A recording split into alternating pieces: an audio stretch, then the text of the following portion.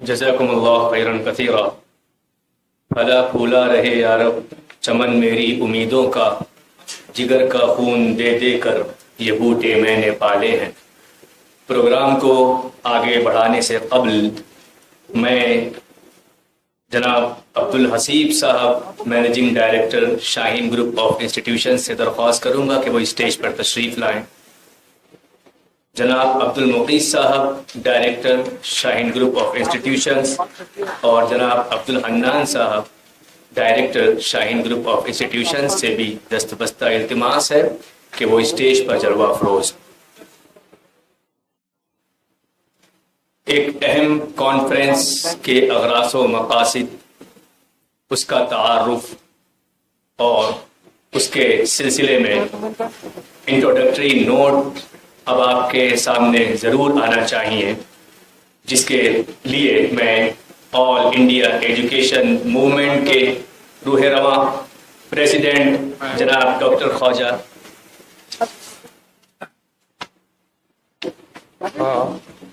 मौजूद ख़वातीन हज़रात, जो ये हमारे नाज़िम साहब फरमा रहे हैं, ये जिम्मेदारी मेरे ही सुपुर्द थी कि सेमिनार कॉन्फ्रेंस का मैं तारुफ कराता और बाकी एक्सपर्ट्स हम सुनते।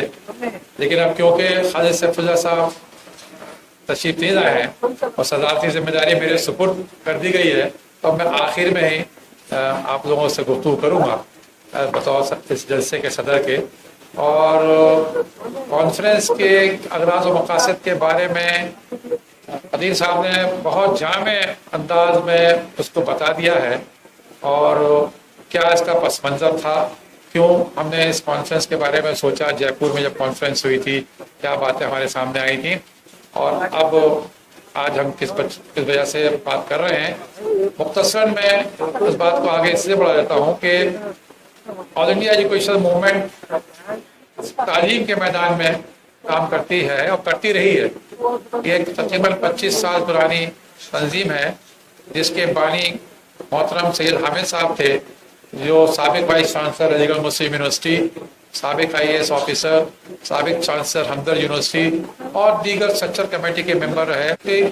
तंजीम हजरात जो यहाँ बैठे हैं और आप तमाम जो यहाँ सामने ख़वातीन हजरात यहाँ बैठे हैं, ये वक्त था 92 का और 90 की दहाई का, जब बाबरी मस्जिद का ये सहानिया पेश आया था और लोग बाग बड़े मुतफ़िक्र और परेशान और जैसे कई पेसिमिज़म की तरफ ज़्यादा रुझान था।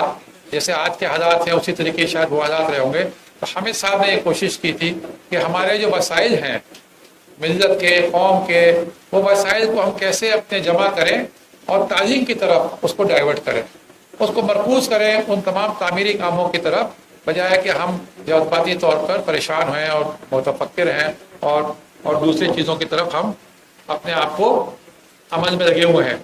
तो उस तंजीम का क़याम आया था, उसके तहत बहुत सारे सेमिनार्स, कॉन्फ्रेंसेज, तालीमी कारवां बहुत सारे निकाले गए। तो ये वक्त नहीं है कि उसके ऊपर मैं रोशनी डालूँ। उसी की कड़ी में हम लोग कॉन्फ्रेंसेस करते रहते हैं। वो कॉन्फ्रेंस जयपुर में हुई थी। तो तालीम क्योंकि अब सुकड़ रही है, सरकार का जो इन्वेस्टमेंट है तालीम के ऊपर, उन्हें से तालीम के ऊपर तमाम जितने भी हमारे शोबे हैं, चाहे वो हेल्थ का हो, चाहे वो अदर ओल्ड एज का हो, चाहे कोई भी हमारे समाजी शोबे हैं, सरकार वहाँ से सुकड़ रही है, सिमट रही है, बाहर आ रही है। अब ये कौमी मसला है, इस पर मैं इस वक्त गुफ्तगू नहीं करूँगा, लेकिन इस पस मंजर में हमको अपने वसाइल, हमसे मतलब है हम यहाँ मुसलमानों की बात कर रहे हैं, इससे हम जब कह रहे हैं तो मतलब हमारी अपनी कम्युनिटी की बात कर रहे हैं। हम अपने वसाइल को कैसे अच्छे से इस्तेमाल करें और अपने इन तालीमी या दीगर जो हमारे ज़रूरियात हैं, प्रायोरिटीज़ हैं, उसकी तरफ कैसे हम उसको मुतवज्जा करें, किस तरह मरकूज़ करें। उसमें तालीम भी थी, लेकिन जब बात हुई, गुफ्तगू हुई, बात की, जब मुज़ाकरे हुए, तो तालीम से बढ़ के फिर तो ये तो ऐसा लगा कि ये तो ऐसा हमारे हाथ में हथियार है, हमारे अपने वसाइल का, ज़कात का, औक़ाफ़ का, सदक़ात का, खैरात का इतना बड़ा वसाइल है, ज़ख़ीरा है, रिसोर्स है, अगर उसका इस्तेमाल हो जाए तो जैसे कदीर साहब ने कहा, मिल्लत के असराफ है, बेजा खर्चा है, ये भी एक हमारा सेविंग का एक बड़ा मुद्दा बन सकता है, इन्वेस्टमेंट का एक सोर्स बन सकता है।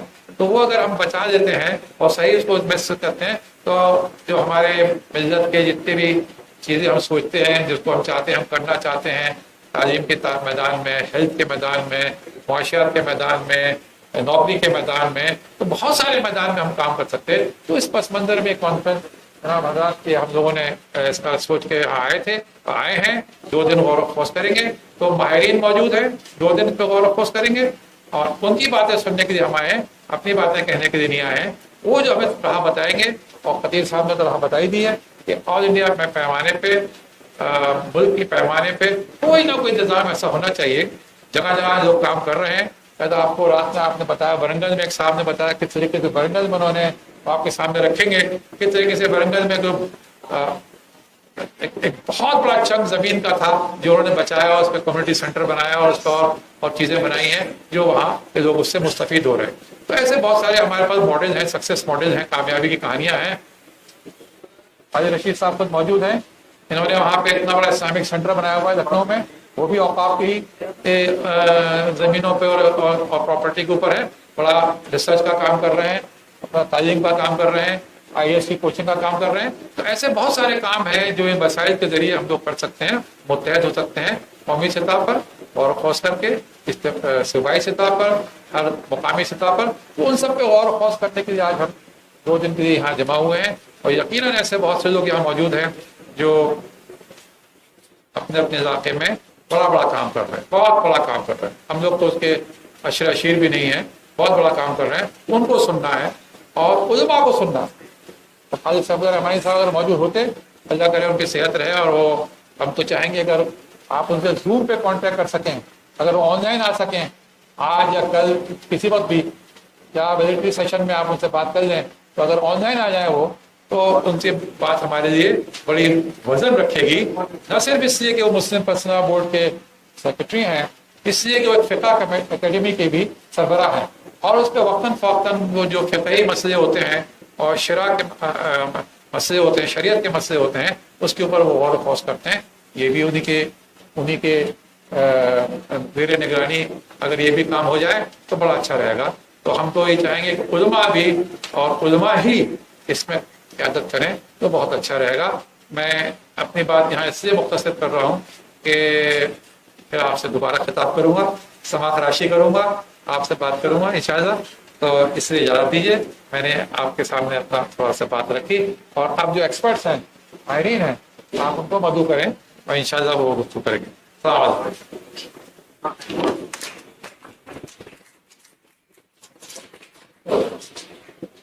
علیکم.